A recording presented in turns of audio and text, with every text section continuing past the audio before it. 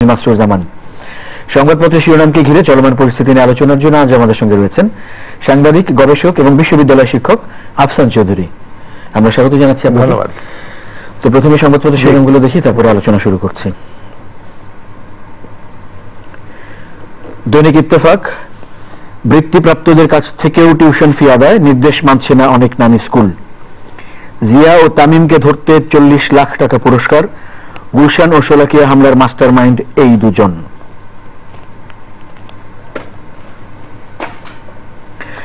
বাংলাদেশ প্রতিদিন, সব রহস্য তামিম জিয়াকে ঘিরে, গুলশান শোলাকিয়ায় জঙ্গি হামলা, দেশ জুড়ে টার্গেট কিলিং এর নেতৃত্বে এরা। কংক্রিটের রাস্তা নির্মাণের নির্দেশ প্রধানমন্ত্রীর, একনেকে 7 প্রকল্প অনুমোদন। দৈনিক জনকণ্ঠ, রামপাল বিদ্যুৎ কেন্দ্র বিরোধী আন্দোলন, বিভ্রান্তি হাতিয়ার।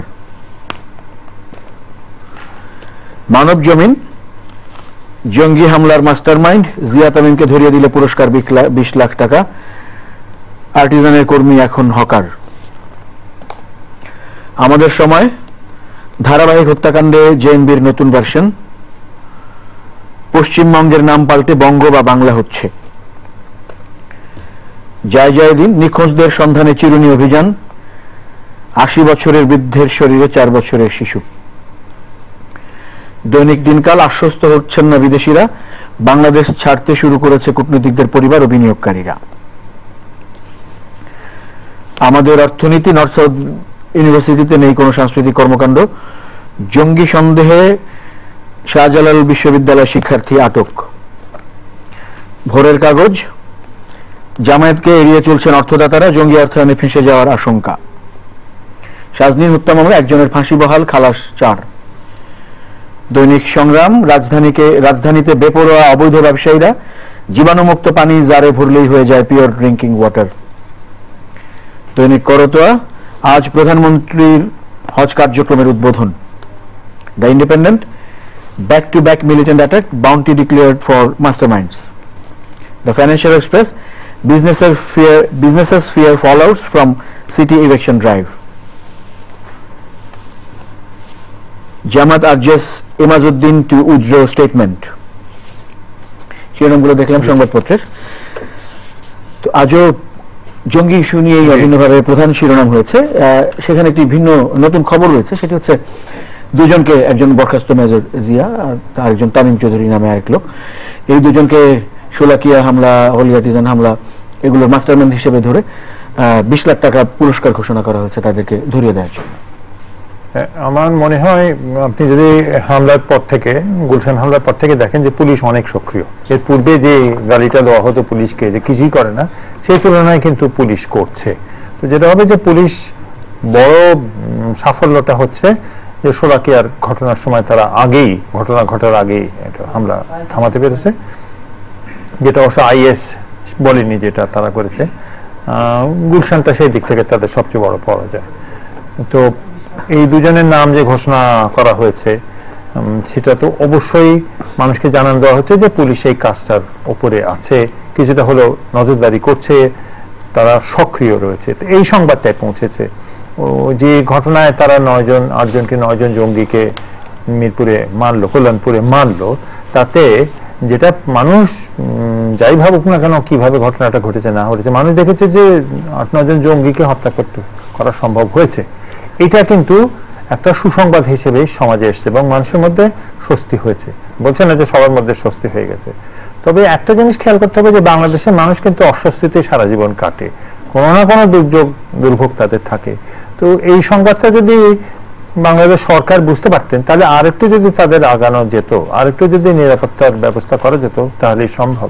লোকের মধ্যে কিন্তু এই ধারণাটা ক্রমে বদ্ধমূল হচ্ছে যে গুলশানকে রক্ষা করার জন্য, বিনিয়োগকারীকে রক্ষা করার জন্য, গার্মেন্ট ফ্যাক্টরি বিক্রি যারা জিনিস কিনতে আসে তাদের রক্ষা করার জন্য এত যদি আয়োজন, তাহলে কিছুটা আয়োজন বোধহয় অন্যদিকে দেওয়া দরকার। এই জন্য মানুষ কিন্তু হোলি আর্টিজানের বিষয়টা নিয়ে যেমন চিন্তিত, শোলাকিয়ার ঘটনাটা নিয়ে কিছুটা হলে আশ্বস্ত।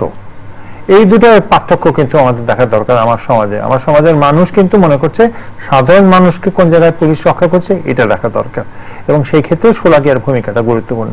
যে দুজনের কথা বলেছে, একজন বিদেশে থাকেন, একজন আগেই কর্মচ্যুত হয়েছেন। তো তাহলে পুলিশ যদি তাদের পিছনে চোখ রাখছে, নিশ্চয়ই এর গোয়েন্দা সংস্থাও চোখ রাখছে, সেনাবাহিনীও নিশ্চয়ই চোখ রাখছে। তো যদি তারা বাংলাদেশে থাকে তো তাহলে তাদের ধরা পড়তেই বাধ্য। তবে আমার কাছে একটু মনে হয়েছিল যে 20 লাখ টাকা যথেষ্ট না, এই দেশে 20 লাখ টাকাটা এমন কোনো টাকা না। তো এটাকে যদি 2 কোটি করে দেয় তাহলে তো অসুবিধা তো কিছু নাই। বাংলাদেশের মানুষ 2 কোটি টাকা দিয়ে রাজি আছে এরকম যদি মানুষকে খুঁজে, যারা মাস্টার মাইন্ড তাদের জন্য কতটা টাকা দরকার এটা বোধহয় এই ভাবনাটা পড়িস। তো তা না হয় কি বাংলাদেশের মানুষ এত এখন সবসময় ষড়যন্ত্র খোঁজে, তা ভাবে যে আরে 20 লাখ টাকা কেন দিচ্ছে, 20 লাখ টাকা তো যথেষ্ট নয়। কথাটা আমি এই কারণে বলছি যে আমাকে কয়েকজন এই কথাটা বলেছে যে এত বড় একটা লোক যে এত ঝামেলা করতে পারছে তার জন্য মাত্র 20 লাখ। যে এই দেশে কোটি কোটি টাকা দামের গাড়ি থাকে সেই দেশে 20 লাখ তো কিছু না। আমার মনে হয় এটা একটা বিষয়। গোয়েন্দাদের দিক থেকে যেমন আরো জঙ্গি হামলার তথ্য রয়েছে বলে আশঙ্কার কথা আমরা দেখছি সংবাদে, এবং বলা হচ্ছে যে সেই জন্য যে বাহিনীগুলো আছে, বাহিনীর বিভিন্ন উইং আছে যারা এ ধরনের সহিংসতা দমনের জন্য বিশেষভাবে প্রস্তুত, তারা যথেষ্ট সতর্ক এবং প্রস্তুত রয়েছে। এটাও সুসংবাদ। আমার মনে হয় মানুষ অনেক মানে যারা ভয় পাওয়ার, আপনি খেয়াল করবেন যে মানে ভয় পাওয়ারও শ্রেণীগত একটা বিষয় চলে এসছে কিছুটা এই কারণে যে আমি আমার মানে জানার স্বার্থে লোকজনকে জিজ্ঞেস করছি, এই যে বিনিয়োগকারীরা চলে যাচ্ছে। বস্তুত পক্ষে আমার জীবনে বিনিয়োগকারী কি করে কি করে না এটার কোনো ভূমিকা নেই। আমি যখন সংবাদে শুনি বিনিয়োগকারী আমি এটাকে দেখার চেষ্টা করি যে এটা সুসংবাদ না দুঃসংবাদ। আমার মনে হয় না এমন কোনো বিনিয়োগকারী চলে যাচ্ছে, কারণ অন্যান্য পত্রিকাতে আছে যে এমন কোনো প্রভাব পড়েনি। দ্বিতীয়ত বাংলাদেশে আমাকে ব্যাংকের লোকরা বলছিল যে পরিমাণ টাকা আছে এই টাকা যদি বাংলাদেশ বিনিয়োগ করতে পারতো তাহলে এত বিনিয়োগকারীর দিকে হাপিত্তেশ করে তাকিয়ে থাকারও প্রয়োজন ছিল না। তো আমাদের তো এরকম একটা কার্যক্রম যদি হয় যে বিনিয়োগ যারা করতে চায় তাদের বিনিয়োগটা সৎভাবে বিনিয়োগ করার সুযোগটা তাদের যদি থাকে, আমার মনে হয় আমাদের এই বিনিয়োগ বিদেশি বিনিয়োগ নির্ভরতা আমাদের কিছুটা হলেও কমবে। তো তারা কেউ যদি যেতে চায় তাহলে তারা চলে যাবে। Thank you very much. আমরা এর চেয়ে ভালো বাংলাদেশ আর দিতে পারবো না। তবে আমি মনে করি এই ভয়টা অমূলক। এই কারণে আপনি যদি রেডিমেড গার্মেন্টসটা যদি দেখেন তাহলে আমাদের দেশে পৃথিবীর কোন দেশে এই গার্মেন্ট ফ্যাক্টরির মালিকরা মানে সু অবস্থায় আছে গার্মেন্ট ফ্যাক্টরি কিনতে, তারা যেটা চাইবে যে কোন দামে তাকে দিচ্ছ। বাংলাদেশে হাজার হাজার চাইনিজ আছে, ভারতীয় আছে, পাকিস্তানি আছে এবং শ্রীলঙ্কার আছে। এই 4টা দেশের লোকরাই গার্মেন্ট ফ্যাক্টরির সঙ্গে বা বিনিয়োগের সঙ্গে জড়িত। এরা ভয় পাওয়ার মতো না। বাংলাদেশের মানুষ হয়তো পশ্চিমা দেশের মানুষকে চলে যেতে দেখে, দাতা সংস্থার মানুষকে চলে যেতে দেখে কিছুটা চিন্তিত হচ্ছে, কিন্তু যারা ব্যবসার মানুষ তারা কেউ চলে যায়নি। আমি একজনের কথা বলতে, এমনি মানুষ যাচ্ছে কিছু আসছে, হয়তো এখন হয়তো আমাদের একটু খারাপ অবস্থা চলছে, কিছু মানুষ চলে যাবে, হয়তো পরিবারকে রেখে আসবে। কিন্তু বাংলা পৃথিবীতে চলছে ব্যবসার উপরে। মানুষ ব্যবসা ফেলে রেখে কোন জায়গায় আছে যে প্রতিদিন কি আক্রমণ হচ্ছে নাকি? বেইরুতে যখন এত খারাপ অবস্থা ছিল, বেইরুতে যখন সারাক্ষণ যুদ্ধ হচ্ছিল তখনও মানুষ চলে যায়নি। তো সেটাই যদি না হয় তো বাংলাদেশে এমন এটাকে বাড়াবাড়ি করাটার কোনো মানে হয় না। বাংলাদেশে এমন কোনো ভয়াবহ হচ্ছে না। যখন মুম্বাইতে যখন আক্রমণ করেছিল, যার ফাঁসি হলো যে কাশ্মীরি লস্করে তৈবা, তখন কি ওখান থেকে বিনিয়োগকারীরা ভারত থেকে চলে গেছিল? এইভাবে মানুষের বিনিয়োগকারীরা যায় না, এটা বিনিয়োগ ব্যবহার না। তো আমার মনে হয় যারা গণমাধ্যমে কথাটা বলছেন একটু অন্যান্য দেশে বিনিয়োগের সঙ্গে এই ধরনের জঙ্গিবাদের যে সরাসরি সম্পর্ক আছে কিনা একটু দেখা দরকার। যারা বিনিয়োগকারী যারা এটা চিন্তা করেই আসেন। যেটা সম্ভবত হবে সেটা হচ্ছে যে বেসরকারি যেসব নিরাপত্তা সংস্থা আছে তাদেরকে অস্ত্র তাদের হাতে দেওয়া হবে এবং তাতে নিরাপত্তার পরিমণ্ডলটা বাড়বে। আরেকটা জিনিস খেয়াল করুন যে উত্তরায় কয়েকটা রাস্তাকে কমার্শিয়াল রাস্তা ঘোষণা করা হবে। আমার মনে হয় গুলশানে এই ঘটনাটা খুব স্বাভাবিক হবে যে অনেকগুলো কমার্শিয়াল এলাকা ঘোষণা করা হবে। তাতে করে এখন যে সংকটে যে গুলশানের ব্যবসা চলে যাচ্ছে এই ব্যবসা এটাও কমে যাবে। এবং আমার মনে হয় এইভাবে সরকারও কিছুটা চিন্তা করতে বাধ্য হবে না নব পরিস্থিতিতে। এবং আমার মনে হয় সেটা সুসংবাদ। হ্যাঁ, আপনি যে গুলশান এলাকার যে কথাটা বলছিলেন, আমি একটা শিরোনাম দেখলাম, একটা ইংরেজি দৈনিকের শিরোনাম রয়েছে যে গুলশান থেকে যে উচ্ছেদ অভিযান চলছে, অবৈধ বিভিন্ন স্থাপনা বা বিভিন্ন বাণিজ্য, তাতে ব্যবসায়ীরা এক ধরনের আতঙ্কে রয়েছেন তাদের ব্যবসা। আমার মনে হয় ব্যবসায়ী বলতে আপনি কাদেরকে বোঝাচ্ছেন সেটা একটা বিষয়। বাংলাদেশে লক্ষ লক্ষ ব্যবসায়ী আছে। তো আমরা শুধুমাত্র এই উপরতলার ব্যবসায়ীদের কথা চিন্তা করলে চলবে না, নিচের তলার গরিব মানুষ ব্যবসায়ীও আছে, তাদেরও ব্যবস্থা করা দরকার। আমার মনে আছে যখন ফুটপাত থেকে ওঠাচ্ছিল এই আমাদের বর্তমান যারা ফুটপাত থেকে উচ্ছেদ করে, আপনাদের লেখা ছিল ফুটপাত থেকে নিয়ে, তখন তারা বলছিলেন যে আমরা ব্যবস্থা করব। কোনো ব্যবস্থা তারা করেনি। আপনি যদি যখন করণ বাজারে আগুন লেগেছিল, আমি তখন এটিএন এ ছিলাম, আমাকে মুন্নি সাহা বলছিল পরের দিন যে আহসান ভাই চিন্তা করতে পারবেন না যে এই মানুষগুলো কালকে আগুনের জন্য চিৎকার করে পুড়ে যাচ্ছে সেই মানুষগুলো আজকে আবার ব্যবসায় ফিরে গেছে। বাংলাদেশের শক্তি কিন্তু এই গরিব মানুষগুলো। তো সরকারের শুধু বড় লোকের দিকে না তাকিয়ে একটু গরিব মানুষ ব্যবসায়ীর দিকে তাকালে আমাদের সংবাদটা সুসংবাদটা আরো একটু বড় হয়, ব্যাপক হয়। আমরা বন্যার শিরোনাম দেখছি, তারপরেই যদি আমরা শিরোনামের দিকে তাকাই, বন্যার বড় শিরোনাম দেখছি। উত্তরাঞ্চলে কিছু জায়গায় পানি কমেছে বলে যেমন দেখেছি, তবু আমরা দেখছি বিপদ সীমার নিচে নামা বলতে যেটা বোঝায় সেটি হয়নি এখনো অনেক জায়গাতেই। এছাড়া মধ্যাঞ্চলে পানি বেড়েছে, 20 লাখ মানুষ পানিবন্দী, এমন একটি শিরোনাম রয়েছে আমাদের সামনে। হ্যাঁ, তো আমি যখন দুর্যোগ নিয়ে কাজ করতাম আমি দেখতাম যে 8-10 বছর পর পর সাইকেলটা হয়, এবং এখন বোধহয় সাইকেলটা 6-এ নেমেছে। এর সঙ্গে অনেকগুলো বিষয় জড়িত। বন্যা হওয়াটা একেবারে নিরেট খারাপ সংবাদ না, বন্যার পানিটা যদি আটকে থাকে তাহলে সেটাই সংবাদ। বাংলাদেশে যেটা হচ্ছিল যে পানি উন্নয়ন বোর্ড যে বিভিন্ন জায়গায় যেসব নির্মাণ তারা করে তার কারণে অনেকটা সময় পানি পড়ে।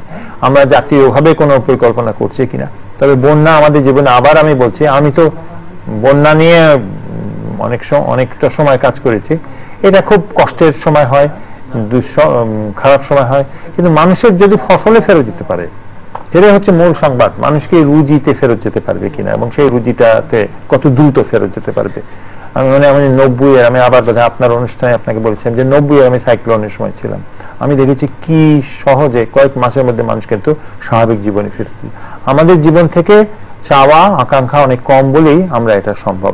এবং আমি মনে করি কিন্তু যেটা হচ্ছে যে বাংলাদেশ সরকারের উচিত এইটাকে একটু নজর দেওয়া, যেটা এখন এই সংবাদটা পড়ছে না। বাংলাদেশের মানুষ, বাংলাদেশ সরকার যে বানভাসী মানুষের দিকে তাকিয়েছে এই সংবাদ কোনো জায়গায় পাওয়া যাচ্ছে না। তো আমার মনে হয় তাদের নিজস্ব পাবলিক রিলেশনস এর কারণে এই জিনিসটা করা দরকার। হ্যাঁ, আরেকটি শিরোনাম রয়েছে বিভিন্ন সংবাদপত্রে আমরা দেখতে পাচ্ছি যে বিএনপি জোট থেকে, বিরোধী দলীয় জোট থেকে জামায়াত ইসলামী সরে যাবে বা তাদেরকে সরিয়ে দেওয়া হবে, তাদের সঙ্গে যোগাযোগ কমানো হচ্ছে ইত্যাদি নানান রকম ভাষায় শিরোনামটি রয়েছে। তার মধ্যে ভোরের কাগজের শিরোনামটি এমন যে জামায়াতকে এড়িয়ে চলছেন অর্থদাতারা, জঙ্গি অর্থায়নে ফেঁসে যাওয়ার আশঙ্কা। এটি জোটের বিষয় নয়, কিন্তু জামায়াত অবশ্যই। আমি জানি এইটা নিয়ে আমার প্রচুর তর্ক হয় এবং আমি এই জিনিসটা তর্কের কারণটা বুঝতে পারি না। জামাতকে আমাদের রাজনীতিতে প্রবেশ করতে দেওয়াটাই একটা অসৎ কাজ হয়েছে। অসৎ তো বলবো না, অসৎ হচ্ছে একটু বেশি কাজ হয়েছে। তো যারা জামাতকে টাকা দিয়েছে তাদের যদি 71 সালটা তাদের অভিজ্ঞতা থাকতো তারা টাকাটা নিশ্চয়ই দিত না, অথবা তারা মনে করেছে যে 71 সালের যে অভিজ্ঞতা তার চেয়ে বড় হচ্ছে জামাত থাকা। তো আমি সেই মানসিকতা বুঝতেও পারবো না। আমার মতে যারা দিয়েছেন তাদের মাপ চেয়ে আর জীবনে কোনোদিন টাকা দেবেন না, এটা করা উচিত। সরকারের হাতে এত বড় অস্ত্রগুলো যে একের পর এক তুলে দিচ্ছে, তো সেটা তো আর আওয়ামী লীগ সরকারের দোষ না যে এরকম একটা দুর্বল একটা দল। যখন তাদেরকে ভাবা হয়েছিল তারা এতই যেহেতু ব্যবসার সঙ্গে জড়িত, ভীষণ সবল, তাদের যখন কোমরটা ভেঙে দেওয়া হয়েছে যুদ্ধ অপরাধের ট্রাইব্যুনালের কারণেই বলুন, অন্য কারণেই বলুন, তো সেখানে তাদের সঙ্গে যত দ্রুত সরে আসা উচিত। এবং বিএনপি যে জিনিসটা করেছে, বস্তুত পক্ষে বিএনপি কিন্তু জামাতকে বাংলাদেশের রাজনীতিতে ফেরত এনেছে। বিএনপি তখন আওয়ামী লীগ বিরোধী একটা জোট করছিল, সেই জোট করার জন্য বামপন্থীদের নিয়েছিল, চীনাপন্থী বামদেরকে আর জামাত ইসলামীকে। সেই বিএনপি কিন্তু চীনাপন্থী বা বামপন্থী রাজনীতিকে ধ্বংস করেছে বাংলাদেশের সবচেয়ে বেশি বিভিন্নভাবে। তো সে অতএব তার সঙ্গে যে আদর্শবাদী বামপন্থী ছিল তারা সম্পূর্ণরূপে শেষ হয়ে গেল, আর বাকি রইল জামাত ইসলামী। জামাত ইসলামীর আদর্শবাদীটা এখনো শেষ হয়ে যায়নি। কিন্তু বিএনপির এবং যারা জামাতকে টাকা দিয়েছে তাদের দুজনেরই বোঝা উচিত যে এইটা যে কোনো সময় তাদের উপরে ফেরত আসতে পারে। আজকেও যারা 2 নম্বরই কাজ করছে, অসৎ কাজ করছে, তাদেরও মনে রাখা উচিত কোনো না কোনো সময় এটা ফেরত আসতে পারে। আমরা দেখেছি জামাতের সুসময়টা দেখেছি, আমরা জামাত ফেরত এলো, দম্ভ নিয়ে ফেরত এলো, সেটা আমরা দেখেছি। এখন তার সে দম্ভটা অনেকটাই কমে গেছে। তো এটা তো জামাতের একজন রাজনৈতিক দল হিসেবে মনে রাখা উচিত ছিল। তারা যেভাবে প্রবেশ করেছিল বিএনপির সাথে, বিএনপির মানে পথটা বিএনপি করে দিয়েছিল, সেটা যে বাংলাদেশের রাজনীতির ভিত্তির সঙ্গে সম্পর্কিত এটা তো বলা যায় না। বাংলাদেশের সঙ্গে, এবং এটা ইতিহাসের একজন মানুষ হিসেবে আমি এটা বলবো যে বিরোধিতা করেছিল 71 সালে, সে যে এতদিন রাজনীতি করেছে এটা তো একটা খুব বড় জিনিস, যে কোনো কারণেই হোক। এখন এটা তো দুঃখ করারও কোনো কারণ নেই, এটা তো ঐতিহাসিক অবধারিত ছিল যে কোনো না কোনো দিন এই খবরটা তার দিকেই ঘুরবে। এবং এটা আমার মনে হয় এই বিষয়টা আমি আওয়ামী লীগকে সমর্থন করে বলছি না বা বিপক্ষে বলছি না, আমি বলছি যে দল স্বাধীনতার বিরোধিতা করে সেই দল কি মুখ নিয়ে সেই দেশি রাজনীতি করতে আসে, এটা তা বোঝার উপায় নেই। আর যারা জঙ্গি সহায়তা করেছে তাদের কাছে তো একই প্রশ্ন থাকবে, আপনারা তো টাকা দিয়েছেন এমন একটা দলকে যে আপনার দেশের স্বাধীনতার সময় বিরোধিতা করেছে। আমি বলছি না তারা যুদ্ধ অপরাধ করছে, বিরোধিতা করছে, অতএব তার তো কোনো এই দেশের রাজনীতিতে থাকার অধিকার নেই।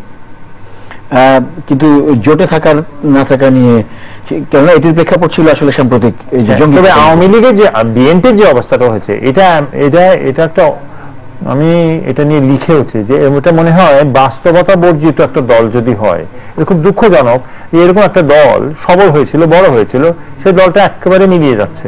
জনসমর্থন একটা জিনিস, যে আওয়ামী লীগকে আমি পছন্দ করি, আমি বিএনপিকে ভোট দেবো, কিন্তু দল হিসেবে তার ভূমিকা যদি দেখেন, আজকে পর্যন্ত তাদের দলের প্রধান একটা বিএনপির বিরুদ্ধে, জামাতের বিরুদ্ধে একটা কথা বলেনি, বক্তব্য দেয়নি। কি করে ভাবতে পারলো যে এই প্রজন্ম 40-45 বছর পরে সবকিছু বিএনপি ঠিক করেছে বলেই জামাতও ঠিক করেছে এটা বলবে? জামাতকে মানুষ কোনোদিন মেনে নেবে না। বিএনপিকে মেনে নিয়েছে, জামাতকে মানবে কেন? জামাত অন্য জিনিস আর বিএনপি অন্য জিনিস, এটা বোধহয় বিএনপির মাথাতে খুব একটা আসছে না। তো একটু ভিন্ন মেজাজের একটি খবর রয়েছে আমাদের, যদিও এটি শিরোনামে বলা হয়নি। আমাদের শান্তিতে নোবেল বিজয়ী বাংলাদেশী প্রফেসর ডক্টর ইউনূস, তিনি অলিম্পিকের মশাল বহনের সম্মান পেয়েছেন, মানে অলিম্পিকের রিও ডি জেনেরো অলিম্পিকের মশাল বহন। আচ্ছা, এটা তো খুবই সুসংবাদ। অলিম্পিক কমিটি, এটা তো বিরাট জিনিস। আমি যখন, আমার মনে আছে তিনি যখন নোবেল প্রাইজ পেয়েছিলেন, আমি তখন কানাডায় ছিলাম, আমি তখন রাস্তা দিয়ে হাঁটছিলাম, আমি মনে হচ্ছিলাম গর্বে অভিভূত হয়ে যাচ্ছে। এবং আমার বাচ্চা যখন পড়ছিল, ওই কানাডার বাচ্চাদেরকেও কিন্তু গ্রামীণ ব্যাংক এবং ইউনুস সম্পর্কে বলা হয়, তো এটা তো আমাদের একটা বিরাট গর্ব। পরবর্তীকালে তার সঙ্গে যে সংঘাত হয়েছে বাংলাদেশ আওয়ামী লীগের সরকারের প্রধানমন্ত্রী, সেটা অন্য বিবেচ্য বিষয়। আমরা যে কোনো সময় আন্তর্জাতিক পর্যায়ে কোনো বাঙালি যদি, বাংলাদেশি যদি কোনো সম্মান পায়, সেটা নিয়ে আমরা সম্মানিত, আমরা গর্বিত, আমরা খুশি। তো এই খুশির সংবাদটি রয়েছে অলিম্পিকের অন্য অনেক বড় প্রস্তুতির খবরের মধ্যে আজ আমরা এটিকেও প্রাধান্য পেতে দেখেছি। হ্যাঁ, অবশ্যই। এবং সবচেয়ে বড় কথা হচ্ছে যে বাংলাদেশ অলিম্পিকে বোধহয় একজন গলফে একজন সরাসরি যাচ্ছেন, আর হয়তো আরো কয়েকজন যাচ্ছেন অন্য। সেইভাবে আমরা নিশ্চয়ই একদিন দেখবো। অলিম্পিকে যেতে পারাটা একটা গর্বের বিষয়। আমরা অন্যান্য খেলায় ভালো করেছি, এইসব খেলায় ততটা ভালো করি না, হয়তো ভালো করতে সবসময় পারবো না। যে কোনো পর্যায়ে খেলা করলে সাধারণ মানুষের খুব ভালো লাগে, দেশের মানুষের খুব ভালো লাগে। এটা একটা অহংকারের জায়গা, এটা খুব নিরেট অহংকার। এটার মধ্যে ভালো মন্দের কোনো বিচার নাই যে আমার দেশ, এরকম একটা ফ্ল্যাগের একটা বিষয়, পতাকা দেখলে যেমন ভালো লাগে। তো সেই দিক থেকে সবাইকে সাধুবাদ। কোনো না কোনো দিন আমরা ভালো করবো। আমরা ক্রিকেটে ভালো করি, খুবই, এই জন্যই ক্রিকেট জনপ্রিয়, কারণ আমাদের অহংকারের জায়গাটা তারা বসতে দেয় একটু, এটাই হচ্ছে বিষয়। অনেক ধন্যবাদ আজকে সময় দেওয়ার জন্য, আলোচনা করার জন্য। প্রিয় দর্শক, আপনাদেরও ধন্যবাদ আমাদের সঙ্গে থাকার জন্য। ভালো থাকবেন সবাই। চ্যানেলের নিয়মিত আয়োজন গ্রামীণ ফোন আজকের সংবাদপত্রের সঙ্গেও থাকবেন। আজকের মতো এখানেই শেষ করছি। শুভরাত্রি।